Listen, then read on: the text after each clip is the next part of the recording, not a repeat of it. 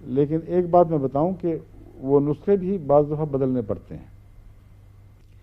Homeopath ایک ایسی چیز ہے جس پہ بدلتے ہوئے وقت کے اثرات پڑتے ہیں. کئی نسخے میں نے دیکھا ہے وہ آج سے 15 سال پہلے جو میں نے بنائے تھے بڑے مفید تھے، اور اب وہ یا وہاں مفید نہیں رہے یا یورپ کی فضا میں آ کے مفید نہیں رہے، اس کی وجہ سے نئے بنانے پڑتے ہیں. تو اس شرط پر آپ کو میں نسخے سکھاؤں گا کہ ان پر پوری بنا نہ کریں، تجربے اور بھی کریں، یہ دیکھیں کہ کس حد تک فائدہ پہنچاتے ہیں.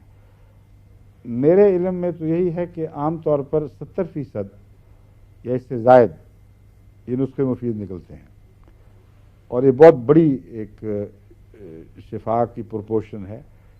یعنی پروپورشن کو کیا کہتے ہیں ایک اردو میں؟ شرح. ہاں شرح عین سے نہیں ہے، شرح اس کی شفا کی شرح تو نہیں، شرح بھی ٹھیک ہے. شرح ہم بات نہیں کہلاتے یہاں، ان معنوں میں شرح ہی لفظ ٹھیک ہے. تو اچھی ایک شرح ہے اللہ کے فضل سے، مگر باقی جو رہ جاتا ہے اس میں پھر زیادہ محنت کرنی پڑتی ہے.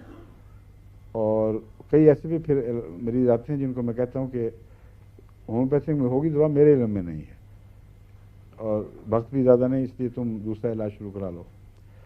تو آپ کو میں نے آج ٹائیفائڈ کا بھی بتایا کسی حد تک، اور نزلے کا بھی بتا دیا، دوائیں استعمال کرنے کا طریقہ بھی سکھلا دیا.